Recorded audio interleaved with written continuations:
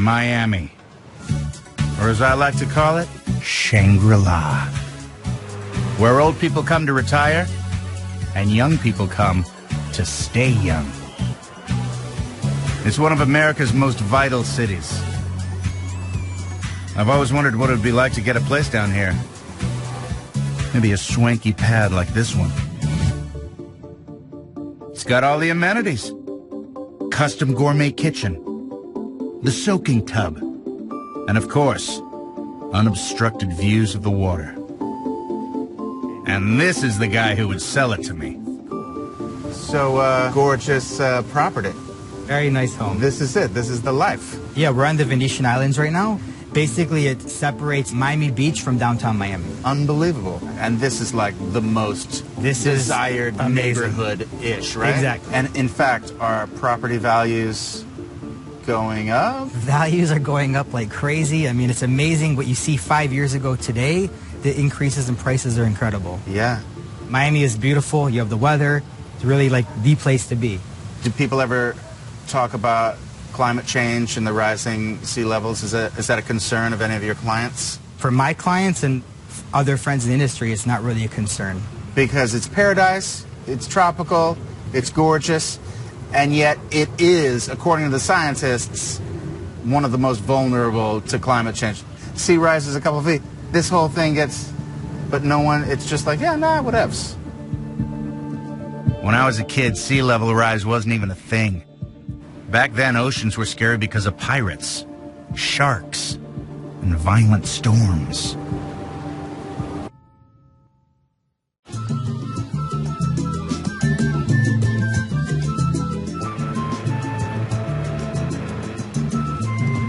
Who wouldn't want to live here in Miami? It's beautiful. But is sea level rise something people here actually have to worry about? To find out, I've arranged to meet with a scientist named Keren Bolger. She lives in South Florida and says she'll give me the lowdown. Today, she's introducing me to two of the top climate scientists in Florida, Ben Kirtman and Harold Wanless. So what are we looking at here? So here we go. This is what it looks like in 2030. Everything in red is going to be underwater. In 15 years, during the extreme tide in October, every high tide is going to be this high. That's just 15 years from now. Now let's look at 2060. High tide in October, areas that will be below sea level.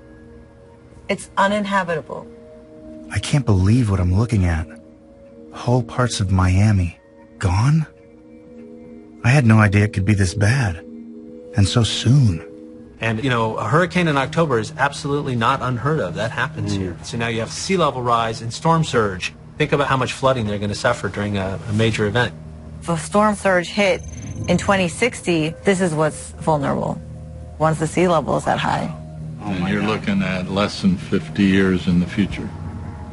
I was in a movie called Waterworld, and it got really bad reviews. But now we can see that we were right. Can you show me on the map what the worst case scenario is for, say, 2100? The high projections for 2100 are 6.6 feet. When the tide is highest, everything in red will be underwater. Whoa. Yeah. The entire county. There's no safe place. There's no more Miami. The port facility's compromised, the airport's compromised, no fresh water resources. Also, you know, just because there's places that are above water, if there's no roads going to the place, it's essentially cut off from civilization. And that's what we're telling communities to plan for. We're not just looking at South Florida. This is a proxy for all the coastal areas of the world, the Mumbais, the Shanghais, the Atlantic cities. There's going to be like massive migrations of humanity moving to different parts of the world just to survive, right? I mean, we're talking about... It's going to happen in the coming centuries because all of this carbon that we put into the atmosphere, it hasn't even started to make its impact. But there's such a time lag. The big urgency is that every year we don't do anything, we're warming the ocean more. And it's that heat that's accelerating melting of ice. And that's the scary part. We need to start thinking about how we build and plan, not for the next 5 years, but for the next 100 years. I really had no idea that all the carbon dioxide we've emitted will continue to do damage for decades.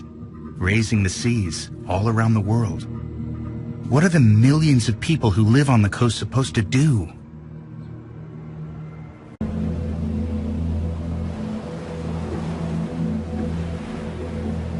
As I ponder Miami's future, I can't help but notice how normal everyone's acting. Don't these people realize the city's on the verge of a major crisis? Already streets are flooding during some high tides. Salt water bubbling up from drains and making things miserable. But it seems that sea level rise isn't a priority for some of Florida's top politicians, like second-term Governor Rick Scott. Officials in Florida's Department of Environmental Protection were banned from using the words climate change in official reports and communications. Scott's office denied there was a policy, but state workers seem to be dancing around the terms at a hearing. Future versions of our mitigation plan will be required to have language discussing that issue. What issue is that? The issue that you mentioned earlier regarding...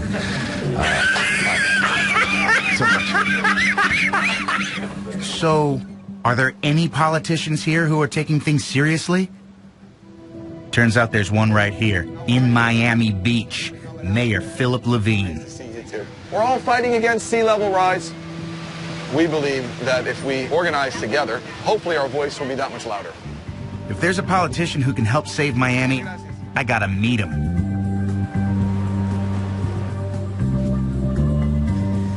Mayor Levine, good to meet you. Welcome to Miami Beach. So, Mayor, what kind of things are you doing to prepare for what's coming and what's happening? Basically the sea level goes up, the bay goes up, and the water comes out of our drains onto our streets. So what we did right away is we immediately started putting in massive pumps under the ground to push the water back out to where it came. And we also began raising the roads. So, for example, the area you're in right now, you see how low we are.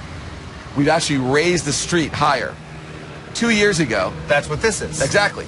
But what about down here? What about this? When it floods, this is not higher. There are drains around us where the water will go into. So we're lower, there's drains here, that's a higher street. This will not flood. We believe it's a good 40, 50-year solution. We're not raising them for today. This is for 50 years. This is a 50-year solution. Absolutely. But the forecast for Miami seem to be pretty grim. I mean, they're talking about, the end of the century, most of Miami being underwater. Well, I don't necessarily agree with those forecasts. I believe in climate change, and I believe it's human-made. And I believe that the seas are rising. Yeah. I'm not sure I believe in the very aggressive forecast put out there. Okay, but at this current pace of sea level rise, Miami will be submerged unless something drastic is done? I'm optimistic. I believe we can get it done. One of our biggest obstacles, Jack, is that we have a state with a governor and a cabinet that doesn't believe in sea level rise. And they've turned a blind eye. Right. And they just say, you know what, we don't believe it, we don't think so, we don't see a sense of urgency. And we're trying to convince the governor, forget about politics, and just understand that your streets are flooding, that you have coastal cities that need help. Mayor Levine may only be planning a few decades out, but at least he's trying. What about that governor, Rick Scott? Hi, this is Jack Black calling for Governor Scott. My Hollywood cred doesn't get me through. Thank you, I appreciate it. And the best I can do is leave my number. Okay, mission not accomplished.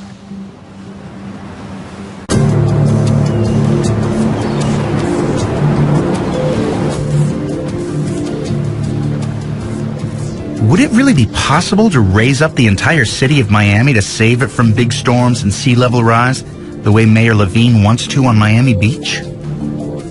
I decided to talk to another mayor, Phil Stoddard of South Miami, to get his take. Mr. Mayor, I just came from a lunch with Mayor Levine, and his solution seems to be, we'll just lift the city up. We're going to lift up the streets. His plan will work for a while, and it'll work on Miami Beach, because Miami Beach has a very high income level per square mile.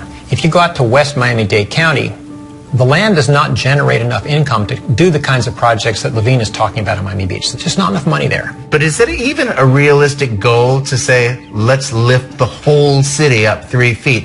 It seems insane to me. We don't have that much rock. Right. So if you elevate the roads, then your driveway is sort of going whoop like this, so you got to elevate your driveways, then you got to elevate your sidewalks, then you might want to put some dirt in between them so people don't fall off. And then there's the fact that your house is down in a hole, so you got to start elevating the houses and the schools, $2 trillion later, and the hospitals and everything. I don't think we can afford it. What about further projections? What do you see Miami looking like in 100 years? Waterworld. Waterworld? Yeah. It's funny you mention that. I actually had a small role. You wouldn't have recognized me. I was covered in grease, but I still think we were on to something there. Yeah, well, I love that great sailboat. Sorry to get off topic. What about seawalls? The solution of seawalls, is that a problem for Miami? Is that we sit on top of a bed of porous limestone, and you know what's going to kill us? The shrimp. There's these prehistoric shrimp that dug in the sediments and made holes underneath us. The whole city is built on a foundation of Swiss cheese, basically? Yeah, a rocky version of Swiss cheese. You want to see a piece of it? Yeah. I got some out here in the yard. Yeah, I got some of it. So, Jack, this is the reason we can't keep the water out. This is Miami Formation limestone, and the water goes right through it. So this is the foundation that Miami is built on? You can build on it, but if you build a wall up on top of that to keep the water out, the water goes right through the holes. Comes from underneath you. So Mayor Levine says, don't listen to the doomsayers. Miami's here to stay. What do you think? This place is going to be underwater. We have enough heat in the atmosphere right now, enough heat in the oceans, enough carbon dioxide. Eventually Miami will be underwater. It's just a matter of when? You got it. The sea level is going to rise, and Miami won't be here when it rises.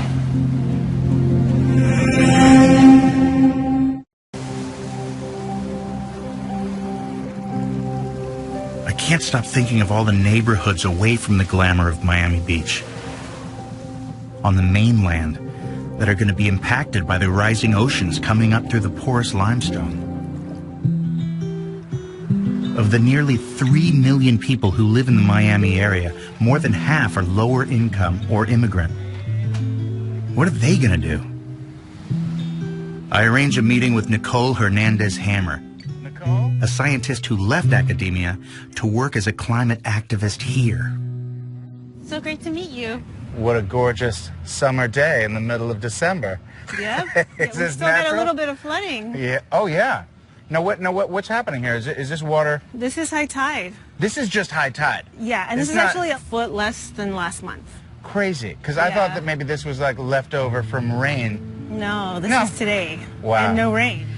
It's really tough, because I think sometimes people see the flooding and they think maybe a water main broke or it's just bad infrastructure. They're not making the connection between the climate change and what's happening here. Just to be clear, we're pretty far away from the beach right now.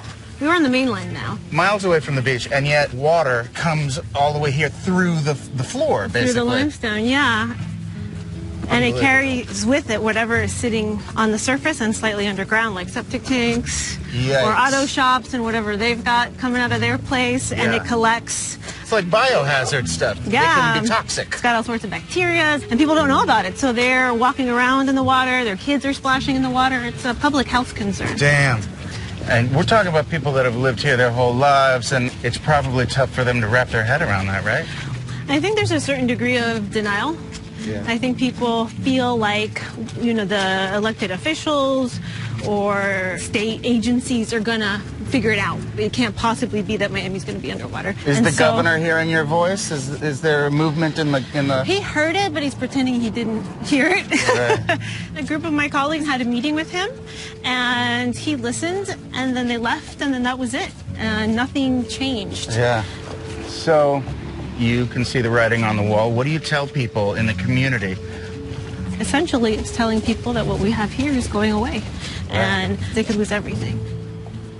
But I'd like to introduce you to some people that I talked to. How's it going? Hey, how's it going? How you doing? Nice to meet you. Good.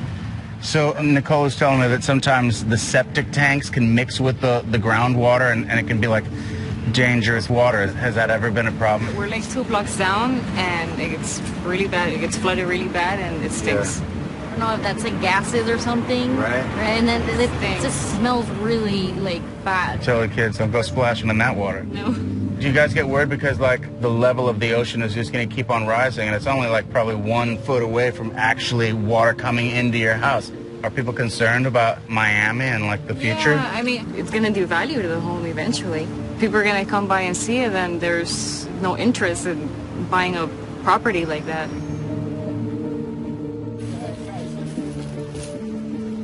Is this really our future? One where eventually millions of Americans will have to move away from the coast? If that happens, where are they all going to go? Who's going to decide where they go?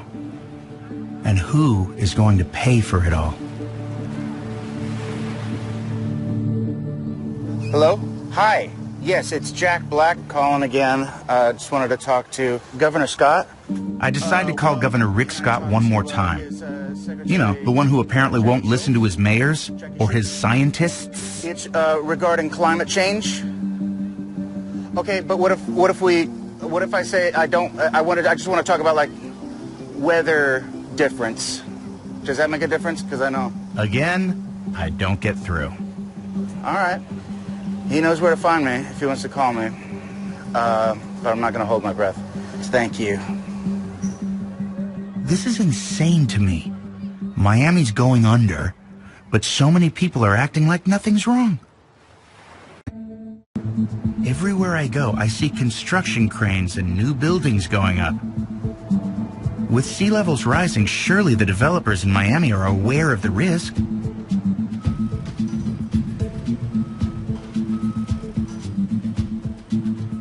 Or are they thinking maybe people can just swim to the kitchen for breakfast? Hey, Jack. I asked an architect, Reinaldo Borges, and an insurance expert, Alex Kaplan, to meet. Insurance mogul? Something like that. Architect extraordinaire? Yes, sir. Great to meet you. I'm Jack Black, actor supreme. Let's have a seat, please. So, currently, how many new buildings are being built in Miami? Right now, we have over 300 permits for significant high-rise, mid-rise construction. There's no slowing down in sight. Right now, we have over $20 billion of new buildings going up. Unbelievable. That none of them really have been thought through in terms of permanent flooding. So no one seems to be panicked about, hey, Miami's going to be one of the most severely hit places with regard to climate change.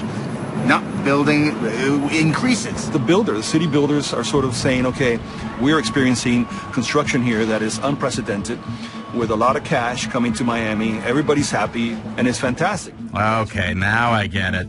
Real estate developers aren't concerned about the future. They're cashing in today while the getting's good.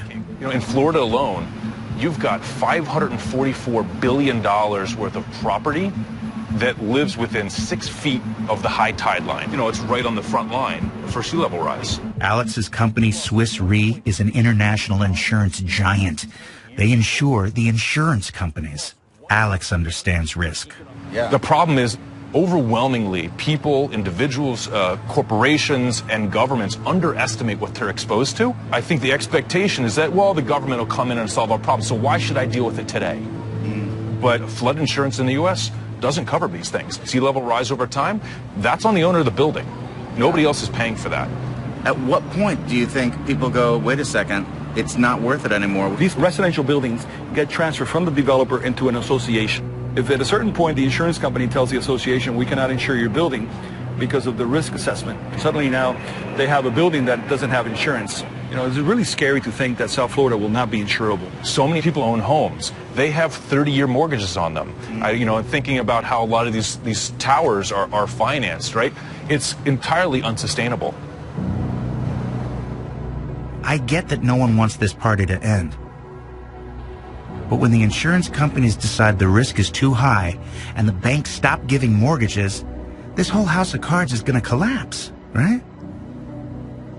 I can't help wondering what'll happen to everyone who lives here when all this property isn't worth anything.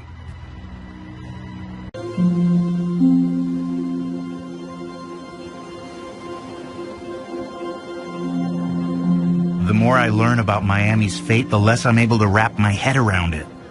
Are we going to have to someday rename it the Lost City of Miami? It's only a matter of time before a major storm hits. But it's been a decade and they've been lucky. So maybe that's part of the denial here. It's all making me feel a little crazy. I'm imagining that if I lived here in Miami, what would I do? What do you think you'd do? What we know is coming is sea level rise. 3 feet, 6 feet, 12 feet. What is it that keeps me from really believing or wrapping my head around these facts? Here's your premise that's wrong. You are thinking that our brains are only rational, and they're not.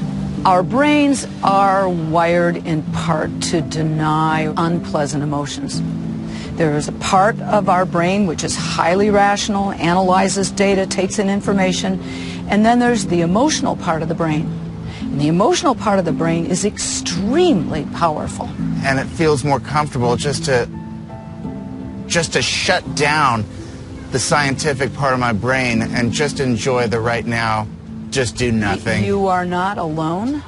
I have dubbed the condition pre-traumatic stress disorder. I am hearing what the scientists are saying in my mind, playing it like a tape all the time. I do. Now, was there a specific incident that heightened this sense of vulnerability and connected it with climate? I remember my parents fighting when I was a little boy, and I was so scared of their anger towards each other, I ran into a room with my nanny.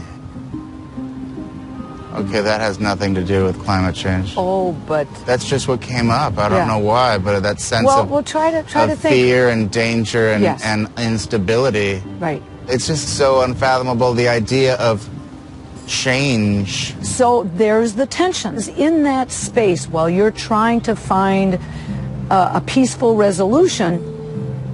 You just kind of don't do anything. Do you think those are coconuts up there? What do you think they are?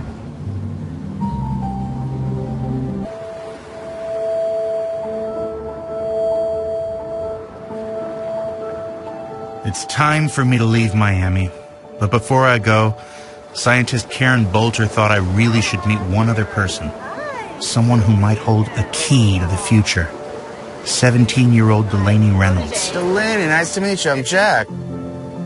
Is it true? I've heard that you are an incredible new force in the fight against climate change? Definitely, yes. I go around and I educate as many people as possible, but my main focus is kids, because it's our generation that is going to inherit this problem. Like, all the kids that I talk to, they're like, yes, this is a problem and we need to fix it. And they get so engaged and they're like, I want help. How can I help? What can we do? That's so encouraging. Yeah, it's really cool. So it seems like that's the trend with the youth movement. Yeah. More and more people accepting kids what's get it. happening. Unlike so many adults in leadership positions, our governor has denied that climate change is real, and our senator denies that climate change is at all related to humans, that we have not caused this. And these are educated people.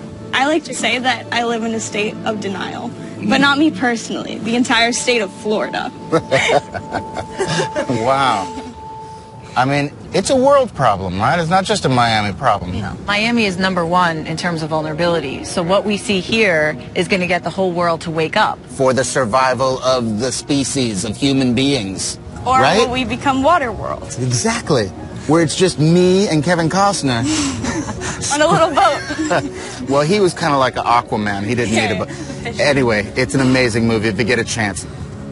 Thank you so much for this. This is really the highlight of my journey. Yes. Finally, I found some hope. But it's been amazing talking to you. Do you have any events coming up? Yes, actually. Part of a program called Breakthrough Miami. I'm going to give a talk to about 100 kids. I'm Delaney, and I'm going to talk to you guys about my passion, which is global warming and sea level rise. The good news is there are things that we can do.